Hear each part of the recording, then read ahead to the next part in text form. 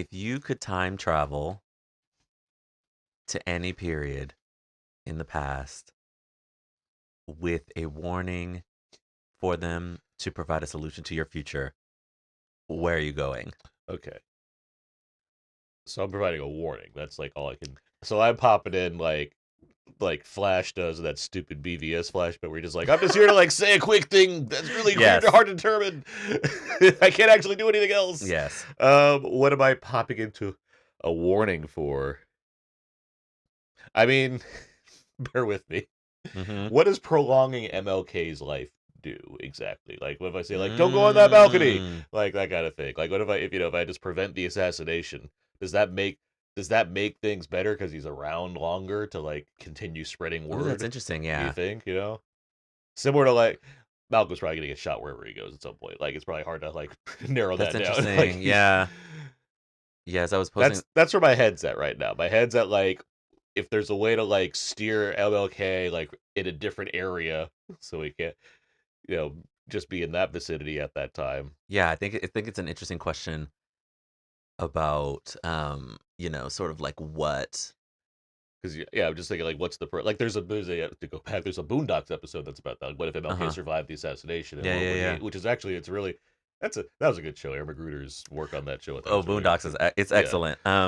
Yeah, I was thinking it's like I was thinking sort of I actually don't. I posed this question to you, and now I don't You're have a thinking great. smaller. You're right. I was trying to think. I was like, what is a small thing of like I would go back and I mean, something else like change the voting system in Florida in Yeah, 2000. that would be Like, good. that's another one that's like, Yeah, I was just trying to think. It's like ban to tell Obama not to make fun of Trump too hard at that one speech. at the White House Correspondents' White Dinner. House Correspondents', yeah. Just leave him alone. Yeah, so he I doesn't get mad. I was like, God, it's something to do with artificial intelligence. I think I would probably be like, force kids to continue to do tests on paper. Leave scantrons out of this. Like, what's The scantron. That's not even like computers. Yeah, just I was thinking along those lines, but I do like the idea These of seem like small potatoes. I feel like I'm creating change in mine. Yeah, you are. I was trying to think of what like a juxtaposition of your very endearing and ethically interesting question would be.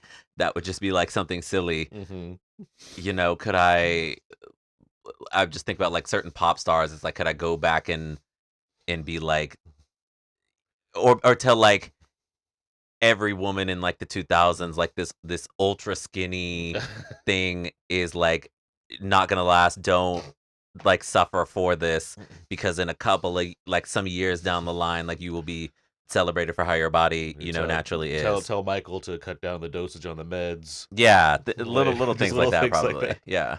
I'm sticking with the MLK one. I think I like that. I like that because I'd be curious where that would like take us. It's always interesting when you think about sort of figures in history and how,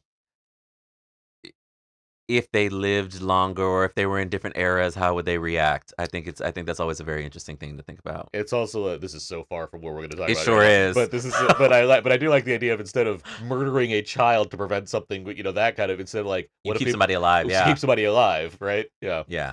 I'm Aaron Newworth, editor-in-chief of Please Have Entertainment, co-host of the podcast Out Now with Aaron and Abe, and I'm a huge Godzilla fan. My name is Terence Johnson. I'm the owner of LenoirAuteur.net, and I have seen some Godzilla movies. And this is Two Black Guys Talk Godzilla. And podcast and politics. Season 2. Yeah. All right. We have what I call a doozy. I would consider this a doozy, yes. Of an episode today. One I've been also very excited for you to see, because I know it's a movie that has everything. It really it does. I got to get my notes. They're over there. But this is a movie that I've been very excited for, because it's one of my favorites in this era, and it's one that I wanted to see your reactions to. And so now we watched it. Of course, it's Godzilla versus King Ghidorah. A rematch for the ages. A rematch, yes, certainly. A film that's like, what if we answered questions that you never had? Like, what exactly is Ghidorah? Did you think that this would be it? And probably not. not? Yeah, the answer to that would be no. That's not how I would have thought of what Ghidorah was. Yeah. But yeah, that's what we're gonna talk about. Obviously I want to get your impressions, and we'll go over mine. We'll go over all the movie and everything. But Mm-hmm. before that, let's play a little bit of the trailer for King Ghidorah. ゴジラ映画史上最強最大のライバルキングギドラその出現に隠された未来人の策略とは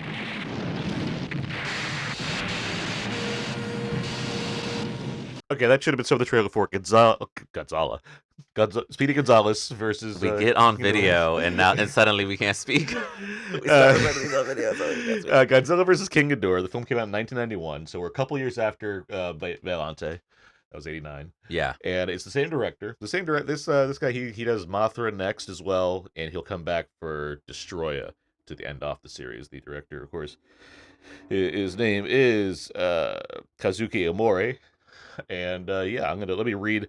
Let's see what they have for the plot synopsis of These this are one. always funny. Let's see what we have here. There's a longer one and there's a shorter one. Hit me with the shorter one. Another shorter one. Okay. Time travelers use Godzilla in their scheme to destroy Japan to prevent the country's future economic reign. Yeah. It's about right. I think so. As we've been noting throughout this is a series that is connected. All the entries feed into each other, largely just through like one character, maybe one or two characters, mainly the psychic character. Maki.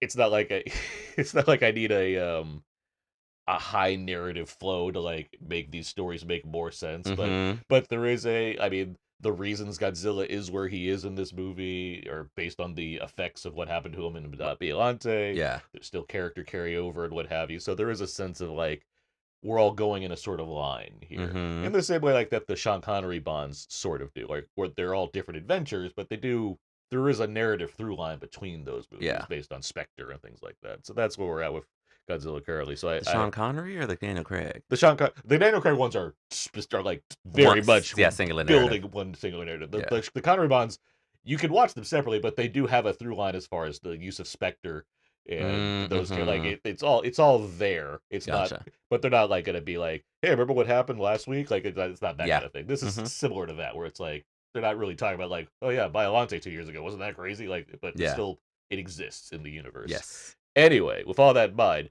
we've just watched this movie. You had reactions. I did have reactions. What do you think? I think this is my favorite of the ones that we've watched in the High Sierra so far. Fair enough. It's absolutely unhinged, but with some of the strongest narrative coherence that we've witnessed in a Godzilla movie. Like it's very silly, right? But we know silliness is not an impediment for me in these films.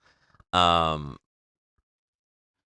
I was very taken in by the mechanics of the story. I was taken in by how silly it was. It is an origin story for Godzilla and King Ghidorah. It's a time traveling sci-fi movie. We get back into the newsroom. We see some really great special effects. It's wacky, and there's a cyborg Terminator, and then there's a cyborg creature. There's arcs of sorts for the characters to a degree. I did really enjoy it. It's absolutely bonkers. But I did enjoy it. I think there's so much to get into with the plot, but I think it made me think about Tenet, and one of the things that I hated about Tenet. And I think this movie does something really well. It's just like, here's the simple stated rule. And it's like, oh, okay, yeah, sure. Tenet states the rule pretty simply. You just feel it. Which I think is utterly ridiculous. But I mean, we're talking about we're not gonna go too far into it. But yeah, I did really enjoy it. I know you love Ghidorah.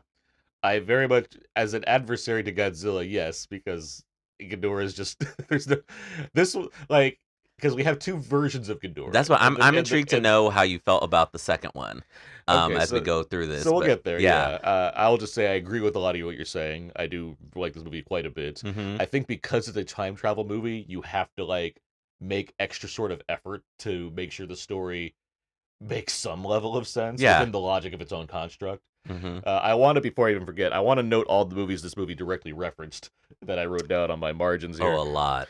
We have, of course, Terminator, Close Encounters, Back to the Future, Gremlins, E.T., Star Wars, uh, The Time Machine, Dirty Harry, and Total Recall. That's just some of the movies I noticed specifically were being referenced. I was trying to think as the go ahead make my day. I was trying to. That's like I was Sudden trying- Impact, I believe, but still, it's Dirty Harry, the series. In That general. was I was like it was some Clint Eastwood. I was Yeah. thinking of Western. I forgot about Oh Dirty no, Harry. it's a Dirty Harry series. Yeah, Yeah, it's definitely very referential. In a way, it reminds me a bit of like when I was in film school and we took a class on international film and we got to sort of hmm Bollywood cinema and we talked about the concept of the masala film, right? It's like all of these different elements yeah. from all these different genres thrown together in one movie. Oh, And yeah. this feels like the masala film of Godzilla. There have been others, obviously, in the series that have referenced a lot of different genres and things, but this one is like, obviously, it's very science fiction, Yes. but like, it's pulling from so much stuff in a way that it's like, okay, you're pulling from this thing over here and this thing over here and this thing over here, and somehow you've made a coherent narrative, which I just think is incredible. But I it's think- interesting. I think a key to it is that it's having fun with it also. Like it's directly referencing things like Spielberg and Dirty Harry in a way that's like it knows it's making a joke. Yes. It's not being self-serious about it. It's like we're here to have look at this nonsense we're doing. We're here to have a good time. Look at our Terminator scene. It's ridiculous. We're gonna have Yes. fun with this kind of thing. And it was ridiculous. And yes. but Masala film, that's a great reference point. Yes, it is Yeah, very masala film, yeah. it is very I haven't heard that since college. It is very much it very much It's is such a great way when you Yeah. think about it. It's such a great way to think about it. Yeah, It really is, and that's exactly what this movie is doing. The next one, without getting into it, also has that with a different genre, but it's Mhm. this one very much is pulling from just everything that's popular with sci-fi. Part of it's because Biollante was it didn't do well. It wasn't a huge hit, and so the idea was to kind of reverse engineer things and be like, all right, well, let's take all the popular elements from stuff that people were more into when Biollante came out, where Biollante was dealing with things that were like, as we talked about, like culturally relevant as far Yeah. as eco-terrorism and Mhm. and focus on the environment in various ways, yeah. and the Middle East. That's and what one thing have that I you. think was really interesting, and I'm sure we'll get the we get back to making points and stands about the nuclear age. In Sure, this. it in like a very yes, in a different sort of way, but it's doing it. but in like a very strong way. And it's It's dealing with what the like most extreme repercussions could be. yeah, but all like the most extreme repercussions, but then just like the way Godzilla is viewed by people in this movie, which I did think I was like, I don't quite know if he's earned this love yet, but like even in thinking of if you think of Godzilla as the nuclear weapon, Mm-hmm. and they're like, well, he's great to us, he's a friend. Why would we do X, Y, Z? Da da da da da. And it's like, oh, it's like because you have it, Mhm. right? So, and then we get into a smidge of nationalism, a smidge of imperialism. There's a lot of interesting Well, yeah. sort of political commentary that's swirling around this movie where aliens time travel, not aliens, they're humans, time travel back in time Future to peoples. yeah, future people time travel back in time to like snatch Godzilla up and move him. I believe they refer to themselves as Futurians. The Earth Union. First. Yeah. But first they're Futurians pretending to be aliens because their ship looks like a UFO, and they eventually reveal that they're actually time travelers. Yeah. It's a lot. There's a lot going on in There's a this lot. movie. Mhm. I love the idea of deceptive things come from another time or place. That's a constant theme in Godzilla movies, whether it's Yeah. aliens or people from the future, or of course the Atlanteans from underground, or of course the cockroach people or the ape people. Any number of all Yeah. these things. All the That we things. have witnessed, yes. But yeah, I mean, I was gonna say, as far as as far as getting back to like why we're doing this to begin with, yeah. Mhm. So like I was saying, yeah, Biologic didn't do too well based on Yeah. So the idea here is like, well, what was that movie competing with? Terminator, Back to the Future, all these like big sci-fi blockbuster epics. And Mhm. that's what we have here. So yes, in addition to feeding into the core idea of what Godzilla represents, it's also making it very populist. Yeah. And it frankly succeeds quite well. Like, I love Biollante. This movie's just also really good for other reasons. Yeah, It I has really I did if quite you're enjoy this. if you're going to kind of throw back to King Ghidorah as far as being, playing the hits, essentially, Yeah. this is an ideal way to do so because it's presenting it in a new fashion instead of being like, we have our alien guardian from outer space that we're going to use to kind of beat you. Instead, it's like, we're purposely creating this monster Yeah. so we can remove your monster from our timeline, have it ruin a different aspect of our future. It's It's bonkers, yeah. So to get into the specifics of that, the future people Yes, from the 23rd century. from the 23rd century have come back to 1992 Yes. to tell the government that in their future, Japan is destroyed because of the nuclear age and new nuclear weapons. Part of that being Godzilla. Yes. So the plan is we're going to time travel back to 1944. Where there's reported sightings of a dinosaur, Yes. which turns out to be an earlier form of Godzilla. This is Godzillasaurus, a Mhm. lost dinosaur that would evolve into Godzilla based on the radiation based on the Bikini Island Atoll test, yeah. H-bomb tests. Yes. The so- fact that they have to go to 92 first to like make a pit stop to pick up some people that might help them out, yeah. and then go to 1944, as if they're able to piece about enough information together to be like, okay, we got basically the gist of this, but not everything, so we got to stop Yeah. here. We got to stop here 40 years earlier than we are first. Then we'll go back there. Then they go back, It's such a forced. and the goal is to move Godzilla away from this place Mhm. so that when they do these tests, he doesn't turn into Godzilla. And in the process of doing that, they have these creatures called Dorats. These little like gremlin-like things that fly. They're gold. They have green hair. Yes. I like the green hair thing, even though it never comes back. Yes, again. when you finally see them up close, it's very clear that like they are the impetus for King Ghidorah. And so now because there's three of them. because there's three of them.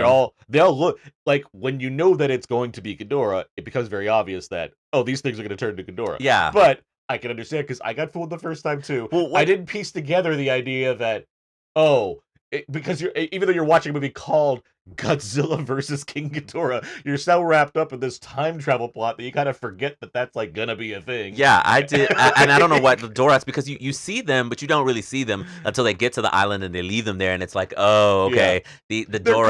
called Dorats. But it's not computing because exactly. King Ghidorah. Well, for us, King Ghidorah was like an alien, right? In the Yeah, Showa so era. the movie does the work as far as like Yes. kind of throwing you off the scent of what this is going to. It certainly did. Also, because they're also nice little things. Yeah. Like, they're weird little like flying rats, but they're all smiling. Yeah. Like Mogwai So, turned to gremlins. when they do the H-bomb testing, Yes. they essentially have created King Ghidorah. They morph these genetically engineered little smiling rat Yep. things into a flying bastard that shoots lightning at people and destroys cities for no yeah, apparent and reason. so now suddenly That also apparently laid dormant for like 40 years, I guess. King Ghidorah is now. They come back to the present and of 1992. of 1992, and King Ghidorah, as he does, is just tearing shit up. Yep. Just knocking Um, over buildings. And they're like, Zapping "Oh stuff. no, I can't believe we helped them do that. We have no Godzilla here in this timeline." Uh-huh. Only to realize that they do, and they have to send a nuclear submarine. Godzilla intercepts that nuclear submarine underwater, absorbs the radiation, absorbs the energy from the ship, comes back bigger than he was previously. So, But- let's examine the fact that they do. So, because the idea was that Yeah. they were supposed to remove Godzilla from the timeline. Oh, I figured they would. And not because it's called Godzilla versus King Ghidorah, and at some point in this movie they needed to No, fight. but let's examine the time travel logic presented, because the idea was that they're going to remove Godzilla to begin with, but this movie proposes the idea that the Godzilla from Biollante is still the Godzilla that was down there the whole time and just woke up again. Yeah, So, like- I took it like they move him to essentially not Bering Strait area of the globe, but like between Alaska and Russia, somewhere in the northern hemisphere, and in 1944, and they think Okay. that that's going to solve it. And I was going to be like, when they came back to our present timeline, it was like, well, Godzilla is still here and alive. I was like, well, yeah, because that wouldn't be the only place where they were testing nuclear weapons and doing things. So I just accepted that as yeah, of course they didn't get erased, because I was like the movie is complicated, even though the level of complication of like, we need to find this ship to steal it back, to go back in time to move Godzilla to a different place, to do like, that's a little too complicated. And just being like, Yeah. well, Godzilla was gonna be here anyway, regardless of whether it's our Godzilla or another Godzilla. It's Back to the Future logic. As Yeah. long as you're not like dissolving the thing and it exists in some form of time Yeah, and space, it was like, it's not going to be erased from the timeline. you know, and even though I really like the time travel logic and rules, where they basically were like, we can't take this one guy back because two versions of the same person can't exist at the same time. Uh-huh. And I was like, great, simple, easy, Yeah. easy way to set up the rules of the world. But yeah, I just accept. I was like, yeah, of course Godzilla will still be there, Because they didn't like remove him from the time. They didn't kill him. They just moved him within the timeline. Yeah, I was like, removing him. In the next movie, or even in this movie, I was like, oh, well, we could just find out that it's like, oh, well, the United States was testing off the coast of Alaska, and it'd be like, okay, well, yeah, you know. So I took that at face value, but and then we finally, you know, you do have to wait a long time in this movie for Godzilla to become a major factor. Yeah, and Ghidorah in a way that's like interesting. Like, I enjoyed this movie quite a bit, and but at a certain point, like, my internal clock was like, we have to get to the reason why we're here, even though I'm enjoying the stuff that we're doing to set up to get to the reason why we're here. I think we've established a few times that not just the fact that Godzilla's like rarely like in it a lot, but more the way we're positioning Godzilla. There's different kinds of movies. There's ones where he's scattered throughout the film, and there's others where it's a lot of build up to get to the ending. Yeah, and what pays off about this one is there's a lot of ending. Yes, there's a lot of fighting in this movie. There's a lot. And it's a lot of satisfying fighting in this movie. It's satisfying because you know how I feel about Godzilla in this atomic breath, and for the first time in a good long while, he just got right to it. Him and Ghidorah have an on-site relationship where they literally is going to be on-site. The second they see each other, they're going to start fighting. And so, and in this, even though I'm very iffy on the whole, like, well, Godzilla saved us over here, so he's our friend, and Godzilla's our protector, and it's like, Godzilla, in Return of Godzilla, was tearing the city up. In Biollante, like, we're Biollante, he just was drawn to it. And that he's feels like, it feels like a vestige of the Showa era, but like, this era hasn't necessarily presented him that way. But I'd argue he's not really being treated like an anti-hero, though. He's just more of like we need a solve for this. I guess that's it. Yeah, but in here, it's not like they're praising him by the end of this movie. Well, no, but that's what I'm saying. Like, I mean, they need to get him the hell out of there by the end of this movie. They make it so dramatic and so like, he's our friend and he saved us, and they give you this backstory for him, and I think that would really matter to those men that were on the island. But you know, not necessarily to the people of today, which I think is, you know, there's sort of interesting implications in that as well, because Godzilla is like, okay, Godzilla finished off Ghidorah, but Godzilla he's not anti-hero at all. He's I'd argue this is very specifically anti-hero. There's shades of anti-hero, though, right? How do we define anti-hero? I think if he had been tearing up Tokyo and then fought Ghidorah and then fought Cyborga, it would be a little different. But it's after he fights Ghidorah, it's like, oh, that was satisfying. All right, now let me turn on the city. I'm just gonna start stomping everything out. And from that standpoint, it's like really interesting to see. I liked what that allowed them to do with Cyborga. Mecha King Ghidorah. Yes, I'm gonna call him Cyborga. I'm just saying the name. Well, I mean, hey, the homeboy from 2204 said you want to turn him into a cyborg. Is he not a Mecha King Ghidorah? he could be Mecha King Ghidorah, but Cyborga is fun to say. Okay, and I liked what that allowed them to do with Godzilla, because now it's like, oh, this thing that you have spent 20 years hating, this character, 30. Yeah. When was Ghidorah three-headed monster? 65, 66. 5. So you've had 30 years of hating this thing, and you hated him again, but now it's the thing that you need for your salvation. And so we're gonna bring it back as Mecha King Ghidorah and have it fight Godzilla and take it away. I like what that allowed them to do, even though Letterboxd did spoil this a smooth 10 minutes before it happened because I was logging the movie. And that was the Let's picture. be clear. We paused the film, and you had to go to Letterboxd early. You just No, had to. we paused it so Had to. that I could go to the restroom, and I was like, okay, let me just So log this. and while you I don't- had to go to Letterboxd is just on your phone. Just be like, Terence, come to me right now. Well, yes.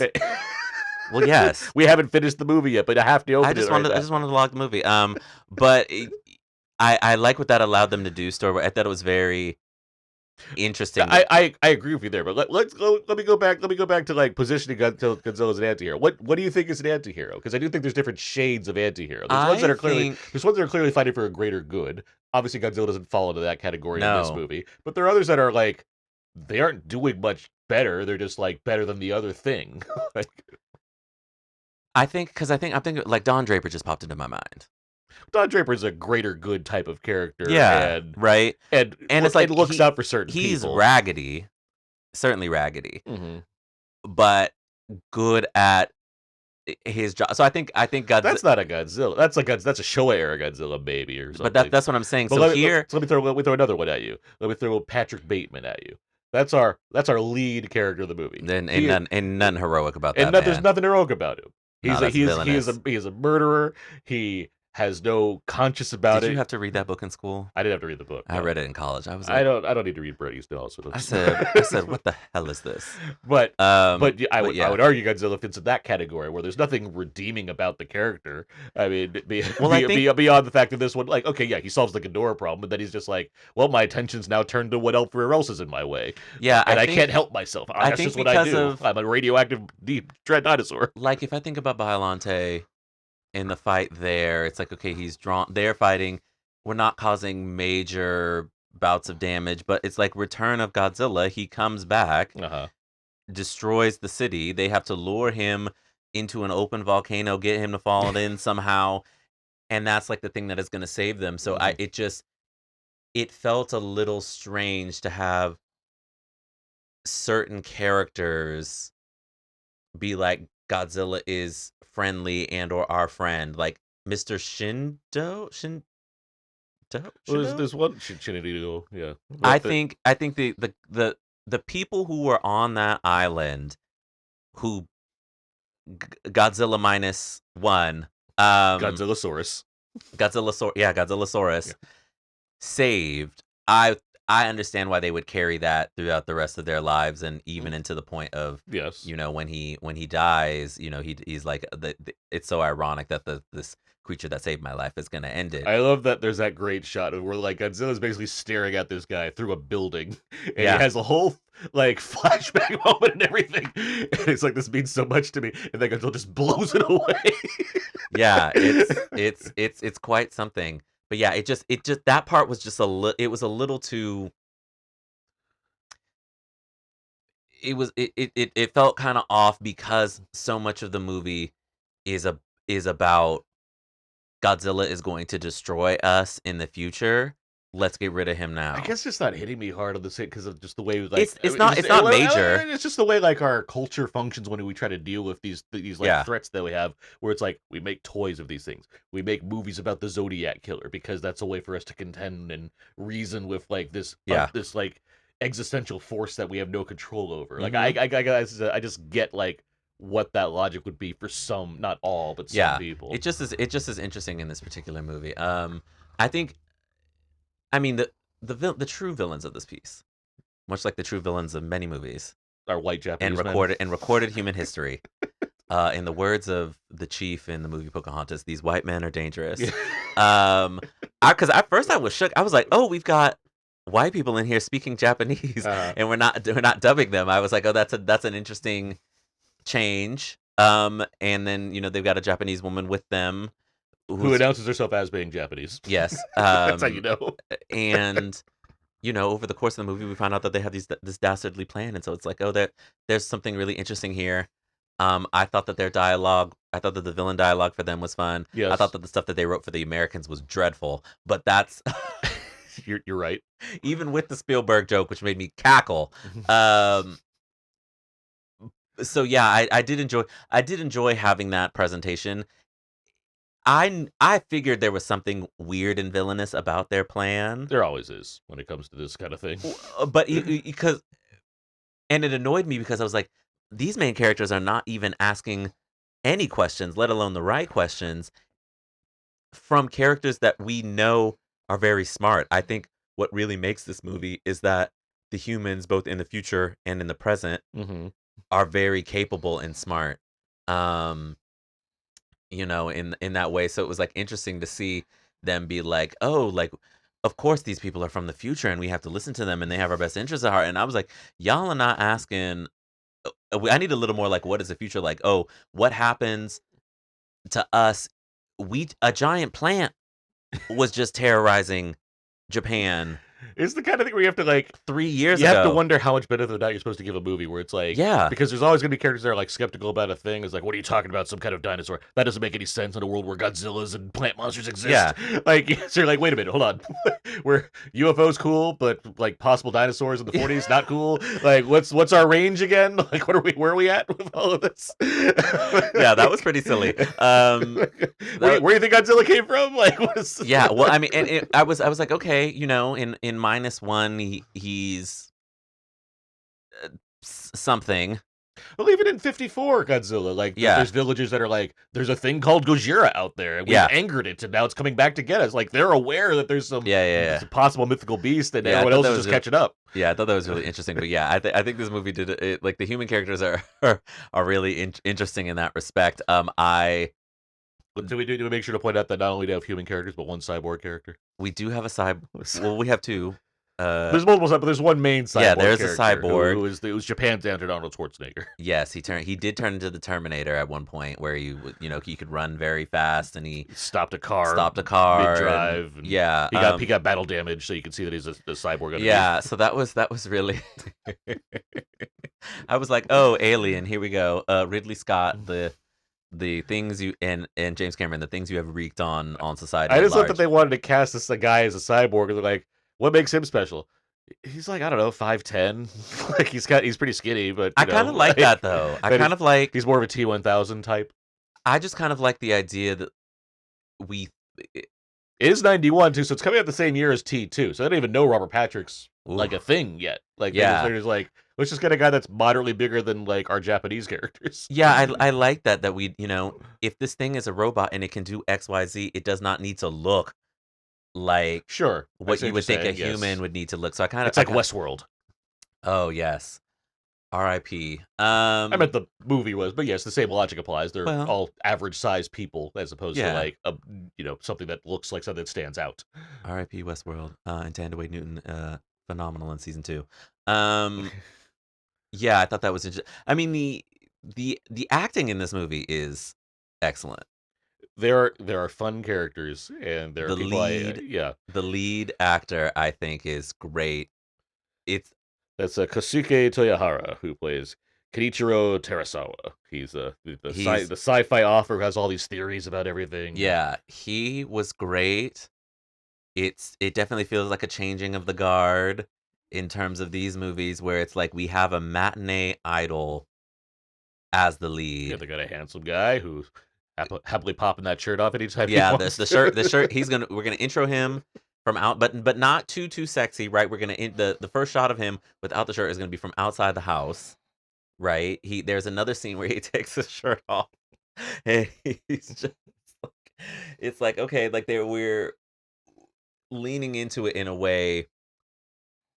You mentioning like the MCU movies and how they do that. They're sexless films, but they do have like they have their beefcake shots. What was that article called? It was like everybody's pretty but nobody's horny. I forget what there's like an iconic article that's written about that about the MCU and it's certainly, I mean, this is different cultural thing, but yeah, I really enjoyed the acting in this. Yeah, no, I must say, I think they utilize the characters well, and they're except for the Americans, but that's what can you do? I expect that. Yeah. if you're not a native Japanese speaker, I expect that to be an issue when it comes to how these movies are acted. But Yeah. but that's like one scene. Yeah. I mean, so it's like whatever. Major Spielberg. No, Let's recap what this joke is for people that haven't watched the movie yet. Because basically, there's two men on a ship. Um, they see there's like talk of a UFO. They see a UFO, and the superior officer says to the other, "You could go home and tell your son about that, Major Spielberg." Yeah. As if to imply that that's Steven Spielberg's father, and that's where he's going to get his ideas for some of his movies. I like the idea that like that they did the research and they're like, "Oh, Steven Spielberg's dad went to war. Like he can I be was a kind of trying a to joke." calculate it. I was like, when was Steven Spielberg born? Well, no, it tracks. How would this? If his dad was a veteran, which I believe, if the Fablemans told me anything, I believe before he became like a big tech guy, he went to war. Whether or not he specifically served in that Saw an position. alien. I was like, I feel like they would have had comets or something. You see something streaking across the sky at night. You're not thinking UFO. This is what we'll do when Disclosure Day comes out in June, and we get we somehow manage to get our junket interview with Steven Spielberg. We're gonna ask him if he's seen 1991's Godzilla versus King Ghidorah, and if he's heard this. That would joke. actually be a phenomenal. That would be a fun question to ask him, right? If he does like an AMA, we're gonna just flood the thing on Reddit. Amazing. Everybody ask Spielberg if he's seen Godzilla versus King Ghidorah. Yeah, ask one of the greatest filmmakers of all time this one single question. Look, like how was it working with Emily Blunt? Great, whatever. Let's talk about Godzilla for a second here. He's a fan. He wanted to make a Godzilla movie. He made Lost World worse by making it into a Godzilla movie. Interesting. Yeah, I think Jurassic allowed. That's what Lost World was. That was him getting that out of his system. Essentially. Yeah, He's like, okay, I'll have a go to the city. And then another director down the line is going to be like, oh, dinosaurs, huh? They're popular. I like Godzilla too. And an unholy marriage. Oh yeah, formed. yeah. That's what happened. The Godzilla sequel, the Jurassic sequels were always good until they got bad, right? They were never just. No, great. I was referring to 1998's Godzilla, but Oh well, let's not worry about that right now. It is arguably is my most anticipated watch of this whole. As I glare at it in my collection from over here. I was about saying hey, you have purchase power. But it was a gift. Oh well, there you go. You didn't even have to spend any money. Yeah. This movie is eminently interesting. I wanted to give a shout out to the costume designer. Oh, okay. On this, this was giving me Mechagodzilla feels. In terms of like contemporary costume. Yeah, design? the contemporary costume. So we're in the 90s now. We are in the 90s, but also like the use of color and when it pops up. We meet these aliens and they're sort of in these like jewel tone, yellow, purple, green, I think is what they're wearing. Yeah. And then when we go back in time, we're in these like bright colored jumpsuits. Yes. But then there's also moments where it's like our lead character is wearing, the blue shirt that, he has open so you can see that he has abs. But then when he goes outside, it's like zipped up a certain way. He wears red jackets. Like it's interesting to have us because we get to go back to the newsroom, which is something that that I loved about the earlier movies. Yes. They get a central space to play with. And we're also in a lot of rooms with, military men and people who are in very sharp suits. So it's like you can see the tailoring, you can see the design, but they're all in sort of like these sort of similar shades. And then there'll be like a moment where our lead character is wearing a red jacket, or we'll have the jumpsuits and different things like that. So I thought it was really interesting, to be able to lean into the contemporary costuming in a way that I'm intrigued as we get into maybe the legendary movies. This is something to really like look into and think about in a way that I wonder. I think why I don't recall the same feeling for the contemporary costumes. I'd argue of today. that without getting too far into that, I'd argue the with Kong ones do very much acknowledge the contemporary fashion of the time, given that we have an array of more colorful characters, including younger characters. Even like Dan Stevens' character. And Dan Stevens is the one that immediately came to mind. Yeah, but that's an older discussion. We'll put a pin in that. Yeah, I do want to shout out the costumes. I will say, in speaking to your point here, I would go a step further and say this is very much a 90s movie, despite the fact it's 91, and there's a lot of movies, especially in Hollywood, where even though 90, 91, 92, it's that time period, you Mhm. still have a lot of residual 80s effects in Yeah. there, like just the look of it. There's a lot of movies that still rely on like smoke and Mhm. certain kinds of atmosphere that reflect what was coming out of the 80s. Where Yeah. this does feel like a movie that is set specifically in 1991.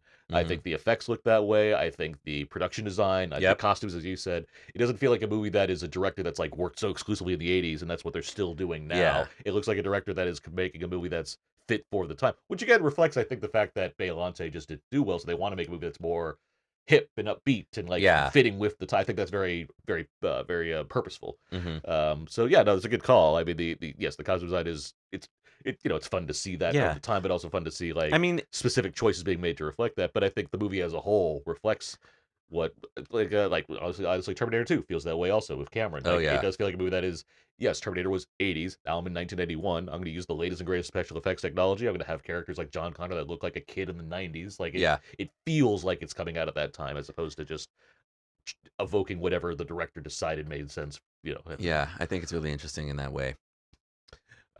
Speaking of the effects, they are great. They are. I mean, this is again what I and why we did the episode last week with Gunhead and Arichi is I wanted to like get a look at what directors, especially in international kind of territories, what what does that look like in in the early 90s? Like what's that Mhm. effect what's that effect translation? Because obviously there's going to be a big upswing by the time we get a couple years later with Jurassic Park and CG is going to become more of a thing, but we're still not quite there. We have digital effects, Yeah. but not in the way where it's like we're creating photoreal dinosaurs. So Yeah. what are we doing with our miniatures and our suitmation and what have you? And this movie does a good job. I Oh, mean, yes, great. there's obviously like road rear projection stuff going on and whatnot Mhm. when it comes to like a giant spaceship with like models inside of it and things that are going on to make it look and when you don't have ILM and Lucas budgets to make Yeah. it look as seamless as something like Star Wars, it's going to stand out. But that makes no never mind to me. I'm not a guy that tends to say things look dated just because like it looks like what it's supposed to look like for that time. I don't Yeah. it doesn't bother me in Oh, that way because I can I agree. They acknowledge. look great. Like just thinking about what it must have taken to puppeteer Yeah, so let's get to the kaiju itself. King Ghidorah. Mhm. This is the same team that worked on Biollante. They did use the same people. So Yeah. so it's Just thinking like the coming off of Biollante, it's like this is probably a break for them to be yeah, like, because you're thinking it's like at one point Godzilla grabs Homeboy's two tails, lifts mhm. him up and is slamming it to the ground as the wings are flapping, as the heads are They're going doing away. all their Like thing. it's like so much is happening. Yeah, the kaiju stuff in this I think was really really great. And then Cyborga comes into picture, and that's like a whole new. It's now we're not piloting the regular heads. We've also got like a mechanical one Mhm. in here. It's shaped differently. We have to do these battles where we're mid city as this thing is happening, and so you're getting all these. Yeah, I thought the visuals. I mean, I thought the visuals in the whole movie are very strong, but I do think the kaiju stuff is really cool. I think that the fact that there's an attempt to give these films a budget for their time, where this with the Showa films, a lot of it came down to yes, reusing They said footage you will be happy with this little stock footage. Yes. and using older costumes that don't work as well anymore. So something like Godzilla versus Gigan, you have Ghidorah that is not flying very often, Yeah. and they're not doing the same kind of effort that they would in the older ones. This is a series where all of them are treated as if they have the budgets they need to do what they need to do. Mhm. You're going to see that especially in some of these later ones where their production design gets pretty wild.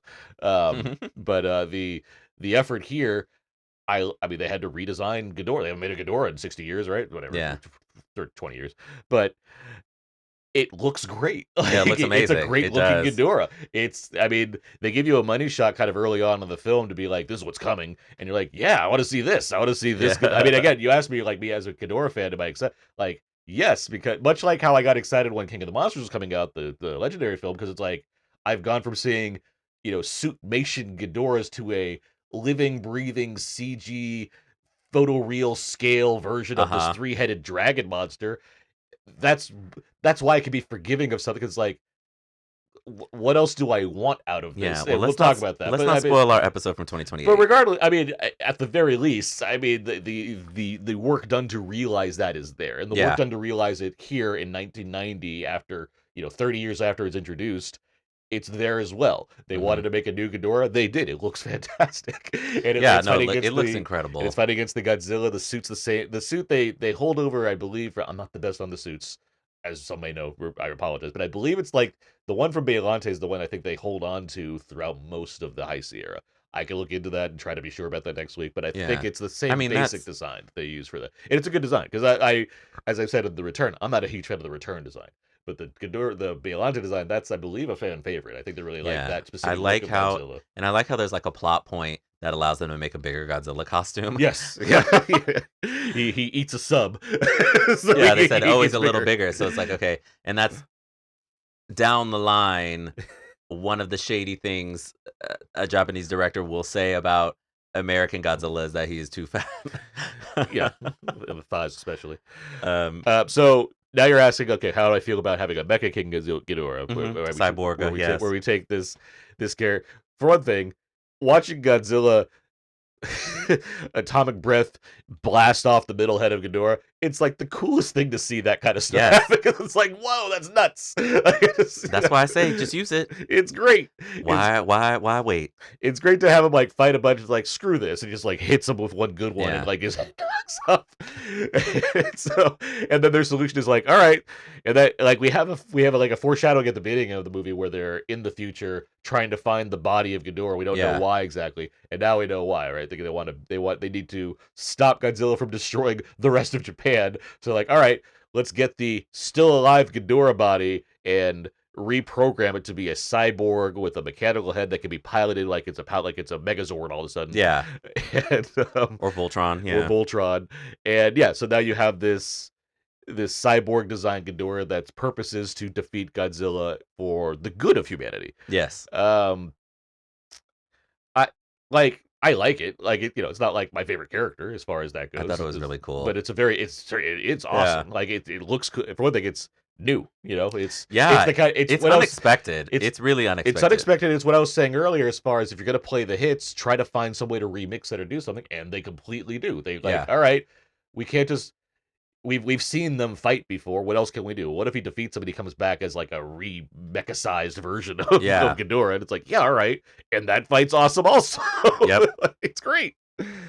So no, I am certainly a fan. If you're gonna do iterations of three-headed lightning spewing dragon monster, not against it. Yeah. So- It's really cool design. And what I was intrigued by as we get to sort of the end of the movie in this conversation, it was like I was like, oh, I wonder if they're going to how this is going to end. Uh-huh.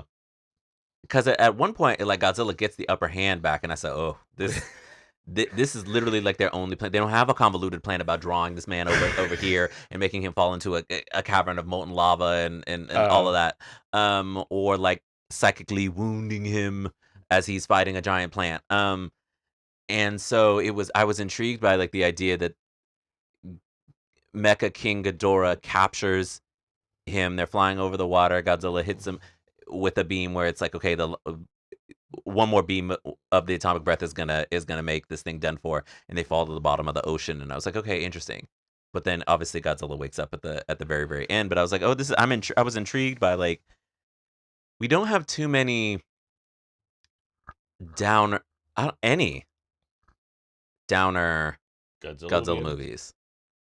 When you say that, what do you mean exactly? I mean, like the end of Godzilla dying in the first one and the Doctor is that's sad, but like we've won the day, right? What's a movie that you think would be?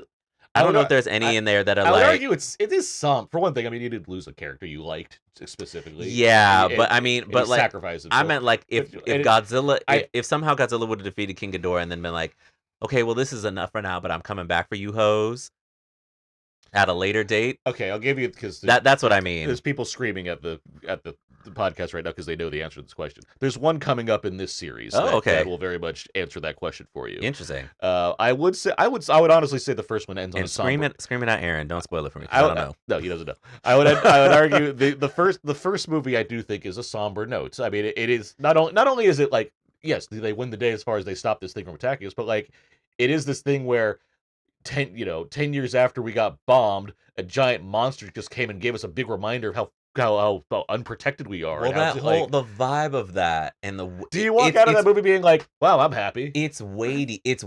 I think yes, that's a difference. But here I meant somber. Like if Godzilla would have If defeated you're just Mecha. asking, does the villain win at the end? That's Yeah. your question. I mean, that's a different kind of question. Like any of these movies aren't going to like specifically end Yeah. with the Zillions taking over the world. Because I don't. Like, I think -1 is like emotionally well, I would say that's similar. relevant, but like but I that's did. not as but that's much happier than Godzilla Yeah. because it leaves you on this note of so much succession as far as not only did we blow up the damn monster, he got his girlfriend back. I mean, Yes. it's like Thank God. there's Yes. a wave of happiness that comes over in Yeah, that and movie. we needed that, child.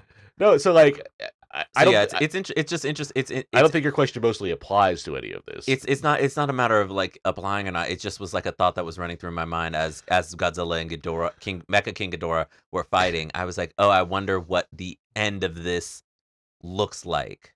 And at the end, honestly, it's a lot like -1, actually, given that Godzilla Yeah, wakes up I think- underwater again. Yeah, I liked the idea that Godzilla. It also helps that this is a series that like they knew they were going to keep this going at this point. So they're Yeah. like, okay, we could end it on like it's not a cliffhanger, but it's like a Godzilla will No, return. and you know he was going to come back, and it's nice to know that Mecha King Ghidorah is just down there resting in the water. Yeah. Yes, exactly. So yeah, I enjoyed it a lot. I did too. I'm a big fan of this film. I'm happy you liked it. I expected you to like this one because of how bonkers it is, yet how much sense it manages to make within its You told me bonkersness. this was a movie. It's- That's how you I described it. said this is a big one. There's a lot of movie in this one. Yeah, and there was, but it was sound. Also, the score. Akira Yes. Ifukube came back for the score. He wasn't a fan of the Biollante score, and so Ifukube jumped on. Is like, I'm gonna bring back my themes and let's do this thing. I loved Godzillasaurus's theme. Yes. As like, I love when composers get to do this. It's so fascinating when they're like he obviously his Godzilla theme is one of the most iconic pieces of music ever written for movies. And here he gets to like reverse engineer what Godzillasaurus's theme would be based off of the theme that he has already created. I just thought that was so cool. The music in this is really good. Mm-hmm. I think it comes in at interesting points. Yeah. To like he really gets to like underscore which I know can be hard. Sometimes composers like to write a lot of music and make it loud and all of that, but like this one, there were just moments where it was like the music would suddenly come in and I was instantly like, okay, what is about to happen? And then it was sort of like it just kept going with the scene and I was like, oh, this is really interesting. So yeah, I'm glad that he came back. The music is so crucial to these films. Mm-hmm. Like the success of them, because if we think about, I was re-listening to one of our podcast episodes the other day. It was like Son of Godzilla, I think, is one of them that has like the score was just You were not a fan. terrible. And it really does. It makes the movie. It helps make the movie. I Yeah, hear you.